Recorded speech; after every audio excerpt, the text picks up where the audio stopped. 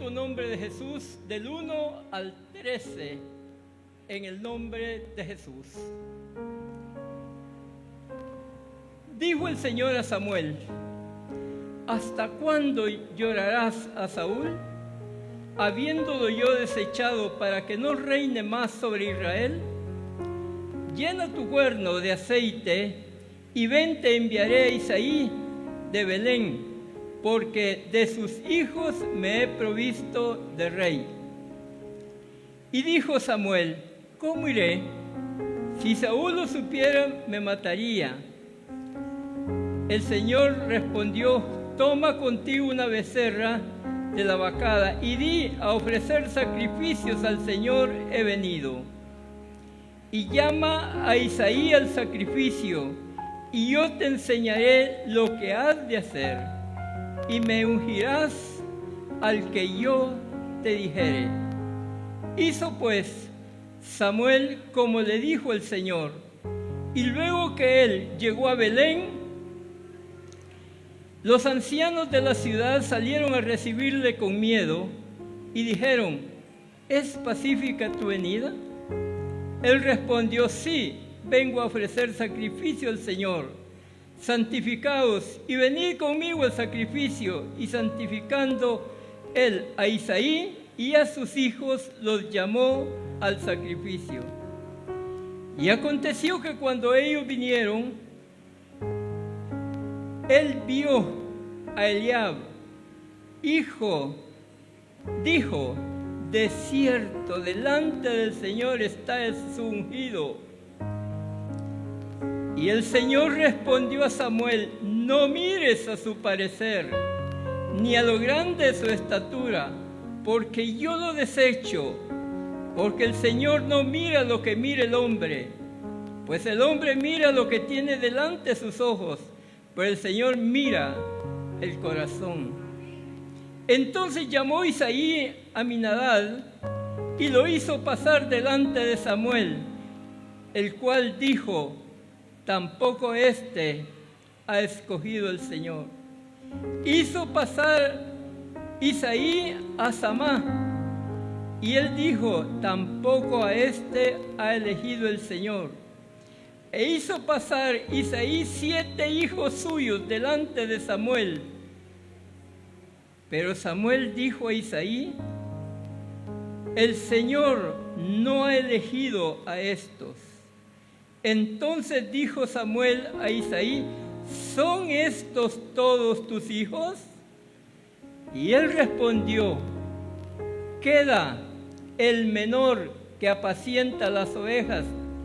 Y dijo Samuel a Isaí: envía por él, porque no nos sentaremos a la mesa hasta que venga aquí. Envió pues por él y le hizo entrar, y era rubio, hermoso de ojos y de buen parecer. Entonces el Señor dijo: levántate, úngelo, porque este es. Y Samuel tomó el cuerno del aceite y lo ungió en medio de sus hermanos. Y desde aquel día en adelante el Espíritu del Señor vino sobre David. Se levantó luego Samuel y se volvió a Ramá. Tomen su lugar, hermanos.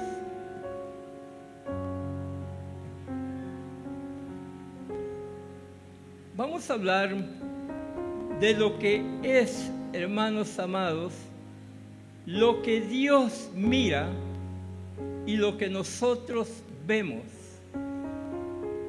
Gracias a ese Dios que realmente ama a los suyos, ama al hombre.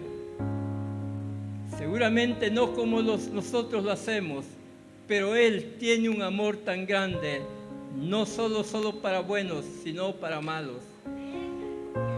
Al Señor sea toda la honra. El Señor mira el corazón, no las apariencias. Tenemos a Samuel, sacerdote, profeta y juez. Este hombre tuvo 3 dones, donde Realmente Dios lo usó de la mejor manera posible. Samuel fue un milagro que Dios dio a la madre de Samuel cuando esta mujer pidió un hijo, no para que fuera un hijo corriente, sino para dedicarlo a la obra del Señor. Ana pidió ese hijo y dijo, es para dárselo al Señor, dedicarlo al Señor. Y Dios bendijo grandemente a esta mujer como a su hijo, dándole ese privilegio tan grande que desde su niñez administraba al Señor. Le decían el sacerdote, el niño sacerdote. Eso es un ejemplo de todos aquellos niños que se han criado aquí en la iglesia y se han dedicado al servicio en la obra del Señor. Tengo conocimiento de que los vi nacer y crecer y ahora sirven con todo su corazón en la obra del Señor. Samuel es un ejemplo de la bendición de Dios, de cómo aquel que es dedicado y escogido para la obra, el Señor lo usa.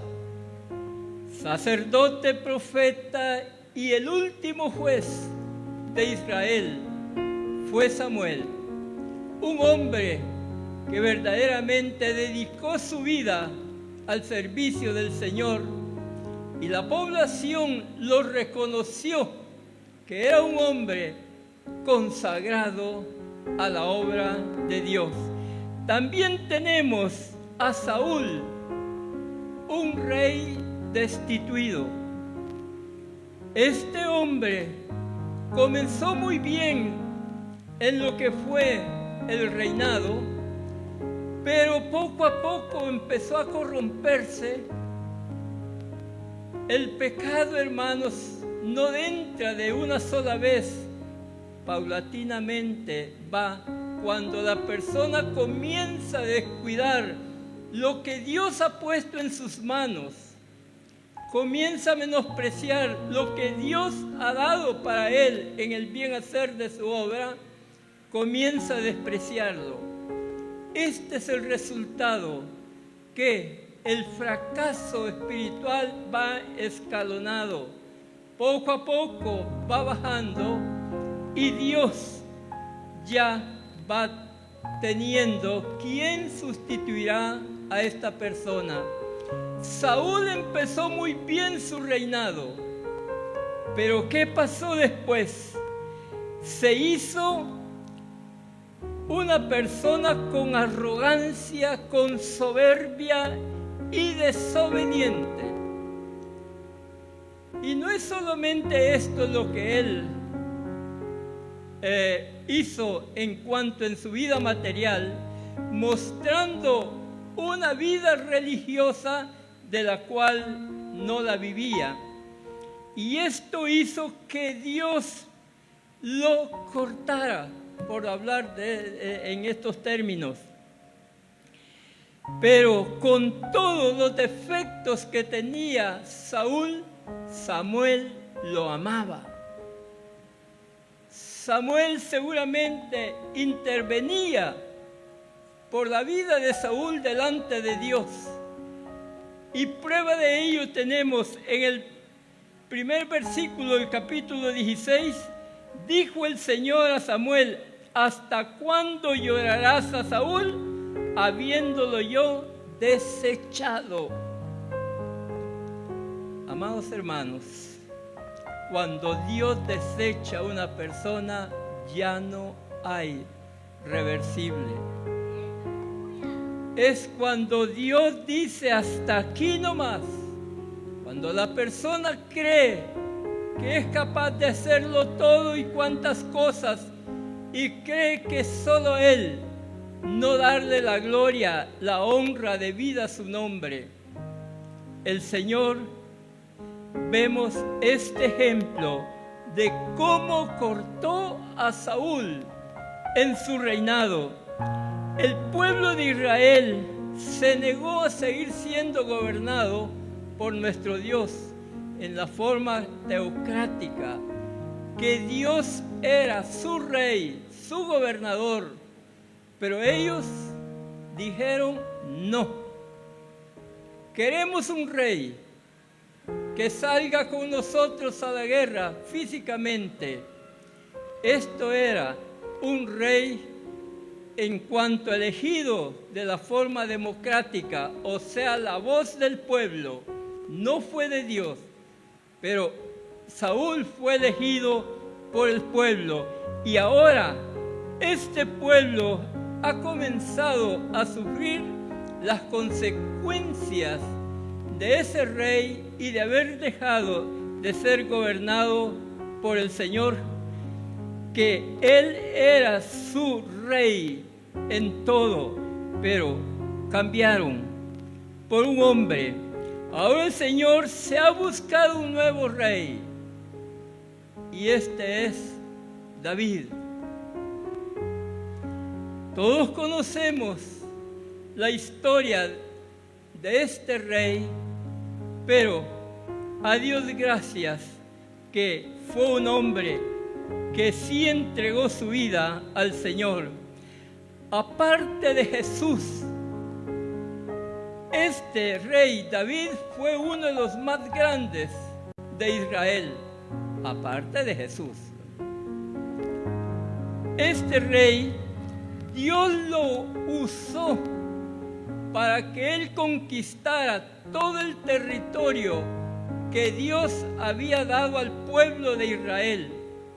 Lo que Josué y las tribus no alcanzaron a conquistar o no pudieron terminar de conquistar, David lo conquistó. Nos dice la historia que en el tiempo de David el territorio israelita llegó a 55,000 kilómetros cuadrados. Grande territorio. Ahora Israel, yo creo que no tiene ni 20,000 kilómetros. Los países enemigos lo han ido acorralando y ha quedado en un pequeño territorio. Pero eso no quiere decir que por eso no es dueño. Dios dio esa tierra y un día la recuperará Israel. El Señor envía a Samuel a Belén, al lugar de David, en ese lugar que realmente es tan conocido en lo que es el cristianismo, la ciudad de David, Belén. Y Samuel no conocía a este rey o este candidato a ser rey de Israel. No conocía ni a Isaí ni a ninguno de sus hijos. Ahora él es enviado para este lugar. Belén se le conoce como la ciudad de nacimiento de reyes, porque ahí nació Jesús, ahí nació David. Ambos son descendientes en cuanto a la carne de Isaí. Estos reyes, el Señor le dice a Samuel que uno de los hijos de Isaí será el nuevo rey de Israel. Tenemos ya aquí donde lo que Dios ya tiene planificado para cuando este Saúl deje ese reinado.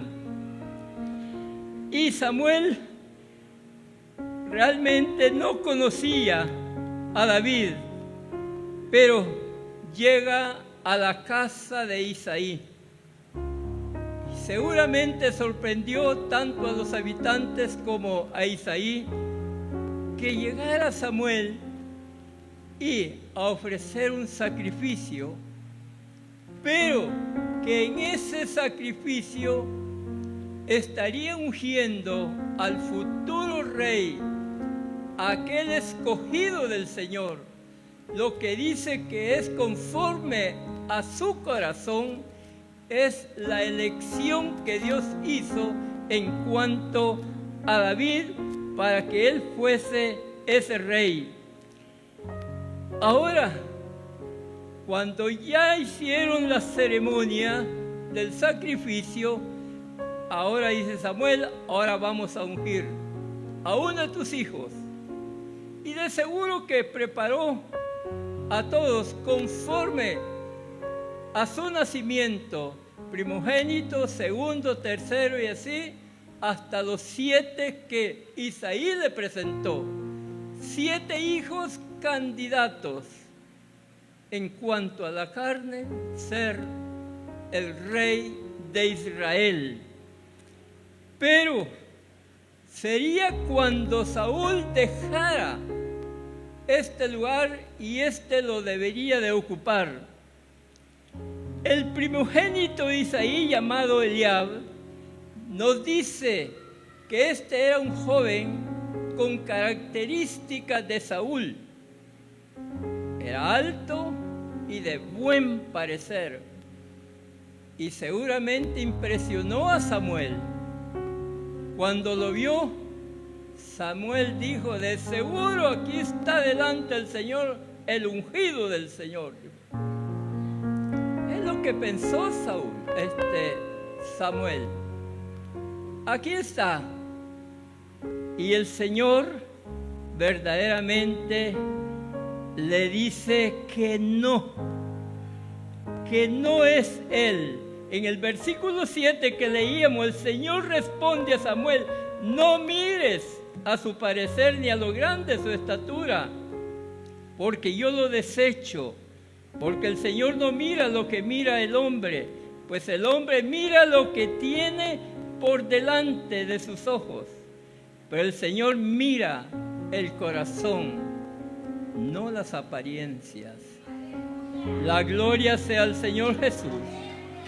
El hombre por lo general juzga por las apariencias. No sé si yo estoy equivocado, pero eso sucede en nosotros. Vemos las apariencias, pero no conocemos el corazón de la persona. ¿Qué hay en él? ¿Habrá un tesoro de la grandeza de Dios? ¿O habrá lo contrario? No sabemos, porque en lo que tenemos por delante nos equivocamos, tanto en lo negativo como en lo positivo, nos equivocamos. Muchos de nosotros, seguramente más de una vez, hemos juzgado a una persona y hemos dicho, hemos afirmado o hemos negado. La sorpresa es que no sale como nosotros pensamos, sino lo que Dios sabe que hay en él. Nos equivocamos continuamente. Decimos, me equivoqué. O esta persona no aparenta lo que es, lo que se ve que es, no aparenta. ¿Por qué? Nos equivocamos siempre, en lo positivo y en lo negativo siempre hay equivocaciones. Y esto le pasó a Samuel. El Señor afirma que Él ve el corazón, no la apariencia de la persona. El Señor conoce nuestros pensamientos, nuestras actitudes, conoce nuestras debilidades, conoce nuestra fuerza. Nada hay que a Dios se le esconda. Podemos escondernos de los hermanos, pero nunca del Señor. Podemos pensar cualquier cosa de nuestros hermanos, pero Dios conoce mejor los corazones de la persona. Ahora Samuel dice a Isaí, pasa del segundo Aminadab, y el Señor le dice no. Le dice Samuel, pasa el tercero, Samá. El Señor le dice no, tampoco. Y así sucesivamente pasaron los 7 hijos de Isaí. Seguramente Samuel quedó sorprendido y dijo, bueno, el Señor me envió a ungir a uno de los hijos de Isaí, pero pasaron los 7, y entonces, ¿dónde está? Él piensa seguramente, como todo, me equivoqué, oí mal, ¿qué pasaría? Pero Dios le revela a preguntarle, mira, ¿son todos estos tus hijos? No, le dice, ese hay uno, allá es tu cipote cuidando las ovejas en el campo. Ahí Samuel despierta y dice, este es con seguridad. Manda a traerlo. Y luego le dice, no nos sentaremos a la mesa hasta que éste esté aquí con nosotros. Y es así como Samuel pide que venga este niño. Ahora traen a este adolescente de 15 años. La historia dice que cuando fue ungido tenía 15 años de edad. Un adolescente, una persona que no estaba todavía capacitado para poder gobernar una nación. Pero la unción de Dios sí ya estaba para él. Y ahora, estos 15 años que él tenía, no estaba apto, pero el Señor le dice, úngelo. Este es conforme a mi corazón. O sea, este es mi escogido. Con todo gusto, dice Samuel, y derrama su aceite sobre este joven. Pensemos, hermanos amados, ¿qué pudieron decir sus hermanos mayores? Aquellos que, para presentarse delante de Samuel, se pusieron el mejor traje, de la mejor forma posible. Pero ahora ven que su hermanito menor, aunque viene del campo, todo sudado, seguramente hasta sucio, y con las herramientas de pastor, no tenía nada atractivo en lo personal, pero es Dios que ve el corazón. Este es.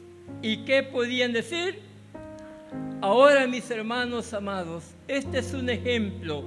Al igual nosotros no somos aptos para la salvación de nuestras almas, pero por gracia somos salvos. Venimos en nuestra vida que tropezamos, caemos, nos levantamos, volvemos a tropezar, nos volvemos a levantar. No somos aptos para la vida eterna, pero el Señor ya pagó la deuda de nuestro pecado. Ahora somos salvos. Nos impedía el pecado ser o estar en la presencia como hijos de Dios. Nos impedía el pecado, pero Jesús pagó la deuda de nuestro pecado. Ahora tenemos todo ese derecho que el Señor nos ha dado, porque con esto nosotros tenemos esa franca entrada en la relación con nuestro Dios. David recibió la unción de rey para ser el rey de Israel. Pero si nosotros en lo que leímos nos fijamos, que faltaron 2 cosas que recibiera David, y fue su corona y su vestido de rey. Solamente la unción o la elección de el futuro rey la recibió. Pero esas 2 cosas que son interesantes, la corona y el vestido de rey, eso quedó para cuando Él recibiera el reino, ya para ser coronado el rey de Israel y recibir esa corona y ese vestido de rey. Nosotros, hermanos, fuimos escogidos por el Señor desde antes de la fundación del mundo. Somos escogidos para esta salvación, con tropiezos y todo, pero somos escogidos. Y eso nos debe a nosotros de ayudar.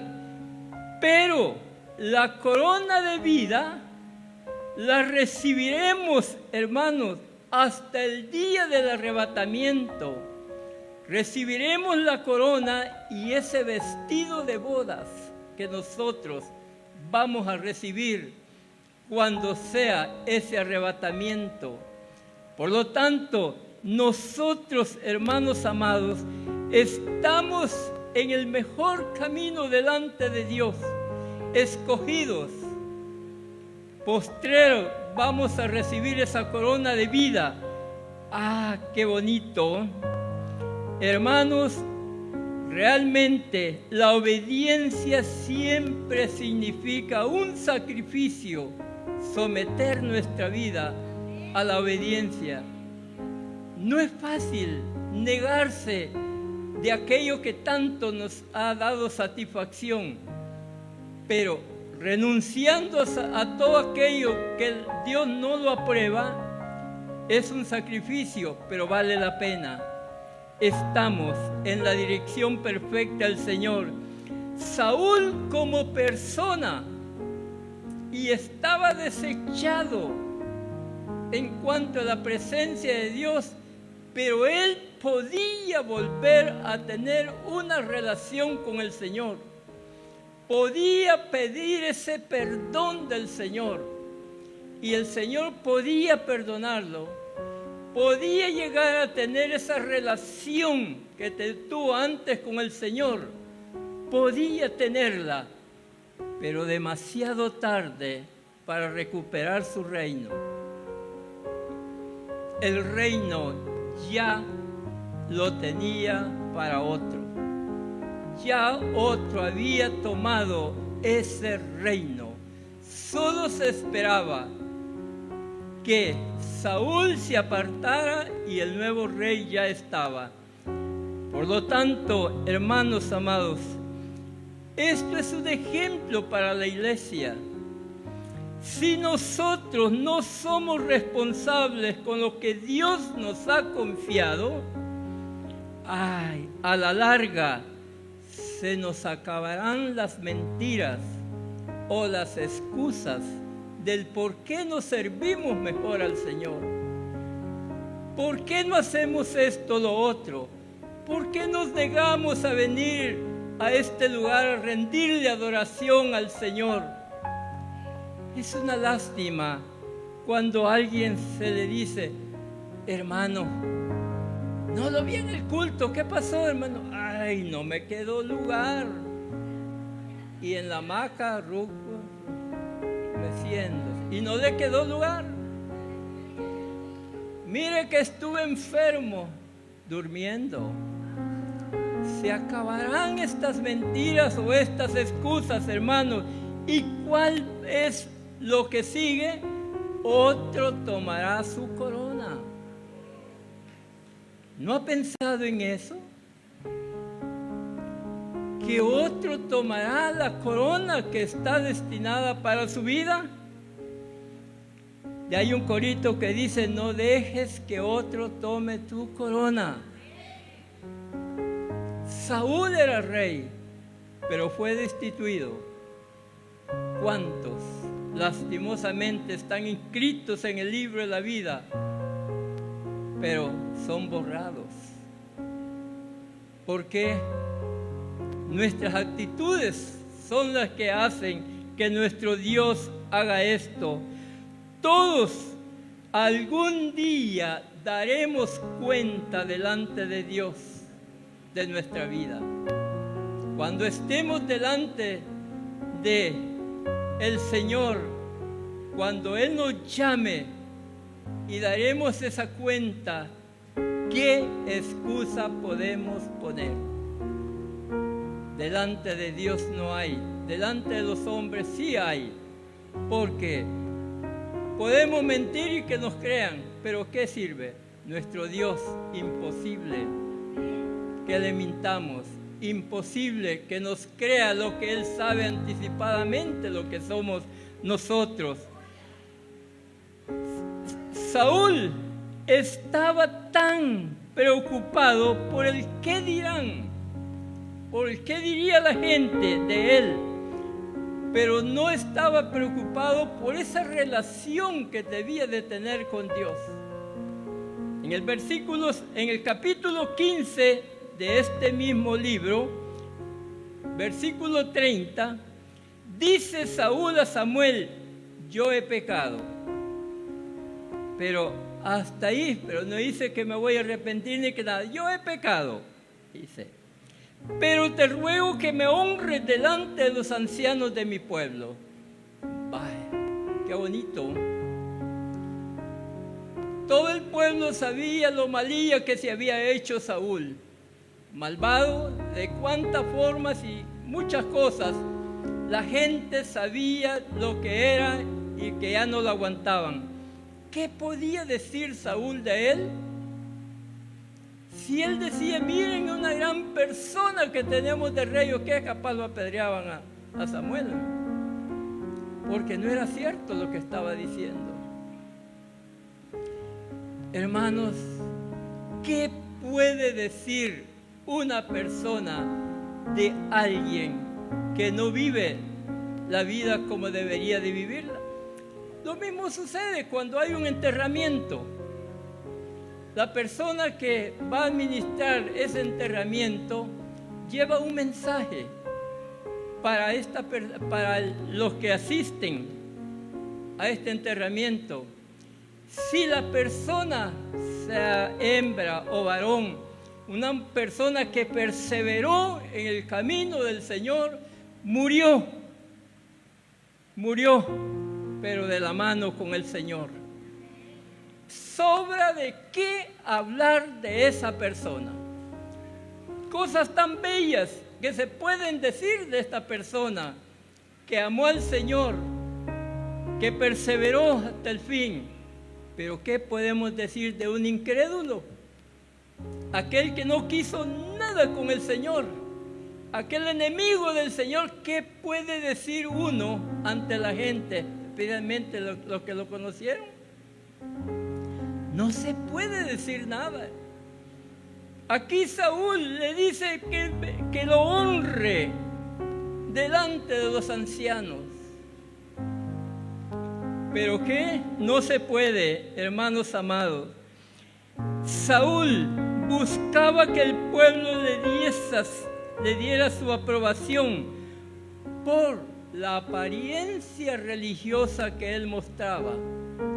Eso, una apariencia, Dios sabía que era una apariencia. Podía engañar a los demás, pero no a Dios. Por lo tanto, mis hermanos amados, ¿cuántos hermanos o hermanas pueden estar al igual que Saúl? Espero que aquí no haya ni uno. Que no lo haya. Personas que se interesan más en lo negativo que en lo positivo. Pero si lo hubieran, eche mano al consejo de la vida eterna, hermano. Por lo tanto, todos aquellos que por su apariencia quieren impresionar a Dios, imposible, hermanos. No se puede. Las apariencias no revelan lo que la gente tiene en su corazón, lo que la gente es en realidad, sino los verdaderos valores que debería de poseer. Eso es lo necesario que tengamos. Solo Dios y nosotros sabemos qué hay en nuestro corazón. Los demás, muchos nos podemos conocer, pero no sabemos qué hay en su corazón. No sabemos nada. Pero Dios sí lo sabe, hermanos. Y de nosotros mismos depende esa relación que podemos tener con el Señor o ese acercamiento para luego tener un arrepentimiento genuino, si es que no lo hemos tenido. Hay oportunidad. Tenemos y creemos en un Dios de segundas oportunidades. El que ha dicho que si 7 veces cae el justo, 7 veces se levanta. ¿Será porque el justo es fuerte? Es esa mano divina que lo vuelve a levantar, lo vuelve a levantar. Hermanos, tenemos un Dios de amor, pero no nos olvidemos que también es fuego consumidor. Todo tiene un término y esperamos que en el término de nosotros sea de bendición. 1 Corintios 10:12 nos dice: así que el que piense estar firme, mire que no caiga. Eso dice, de nosotros depende. Si quiere tener esa seguridad en el Señor, pelee la buena batalla. No mire los defectos de otros. Busquemos los nuestros primero. Y después lo haremos, pero primero nosotros, y entregárselos al Señor. Él ha dicho que pongamos nuestras cargas sobre Él. ¿Qué Dios más maravilloso el que tenemos? ¿Quién le va a decir a otro: mira, préstame tu carga, yo la voy a llevar? Pero nuestro Dios, Él pide que se las demos. Porque Él cargó con el pecado nuestro para darnos esa justificación tan grande en nuestras vidas. Él se hizo culpable para que nosotros fuéramos justificados. Por lo tanto, hermanos, podemos ver esa corona de espinas que Él recibió para que nosotros recibamos esa corona de vida, que es la garantía de nuestra salvación en el Señor Jesús. Cuando nos descuidamos espiritualmente, hermanos, cuando hay descuidos espirituales, ¿cómo viene el descuido? Primero empieza: ya no quiere orar, ya no quiere congregarse. Ahí entró ya el descuido. Después de esto, ¿qué es lo que se presenta primero? Es el pecado. Es lo que viene seguido. Y esto, hermanos amados, afecta, se presenta, y que nuestro Dios nos perdona todo eso. Nos perdona, pero no perdona. En el perdón no entran las consecuencias. Esas quedan vivas, esas son las que vamos a sufrir. El Señor perdona el pecado, pero no las consecuencias. David es un ejemplo para todas las generaciones de creyentes, que en un momento esa victoria que tiene en la vida espiritual se convierte en derrota. Por lo tanto, no nos descuidemos. David se descuidó, y esa fue la mancha de su vida, de su historia, de que él se descuidó en su vida espiritual. Por lo tanto, hermanos, esa derrota o esa victoria que él tenía se le convirtió en derrota. ¿Y qué es más? Las consecuencias que le vinieron a David fueron terribles, tanto para él como para su familia, pero Dios le perdonó el pecado, pero no las consecuencias. Hermanos, tenemos nosotros ese ejemplo. Un pecado no confesado tiene sus consecuencias. La Escritura nos llama que confesemos nuestros pecados, y Él es fiel y justo y nos perdonará. Por lo tanto, no chiñemos nada de estas cosas. Entreguémoselas al Señor. Para pecar no se necesita tanto un descuido. Solo se necesita que verdaderamente cuando se presentan algunas cosas inevitables, como un accidente o cuantas cosas vienen, pero confesémosle, sea que seamos culpables o inocentes, confesémosle al Señor. Y ese Dios todopoderoso sé que nos perdona y nos da esa oportunidad de restablecer nuestra vida espiritual. Aprendamos a odiar lo que Dios odia, eso sí.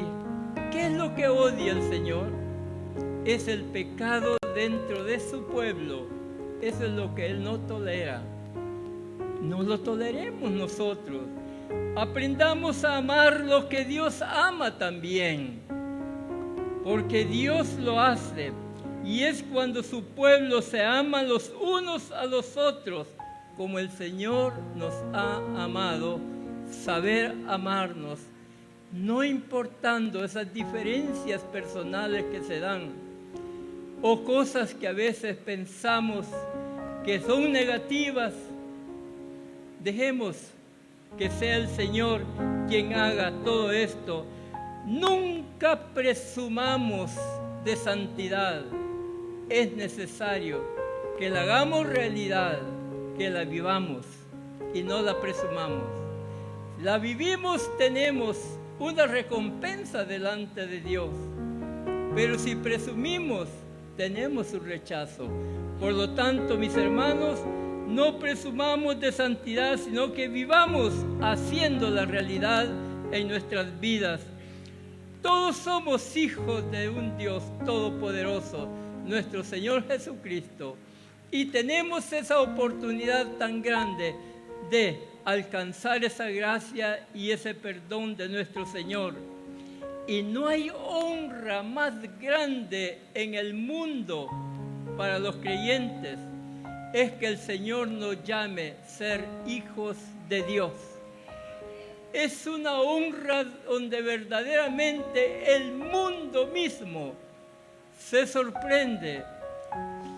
Yo sé leer muchos testimonios en cuanto a lo que es de la vida espiritual y el trato del mundo, el odio con los creyentes, y de cómo esta gente que de tanto que odian a Dios, odian a la iglesia, más tarde forman parte de la salvación tan grande del Señor. Cuando hay ese testimonio de la iglesia, cuando no formamos parte de lo que el mundo forma parte, cuando nos apartamos de cuantas circunstancias negativas se presentan, no las hacemos, no las vivimos, estamos apartados. Y si nosotros nos apartamos, tenemos también el apoyo de nuestro Dios. No estamos solos. Nuestro Dios ha dicho, no te dejaré ni te desampararé. Tenemos el amparo de Dios. Vivamos dentro de ese amparo.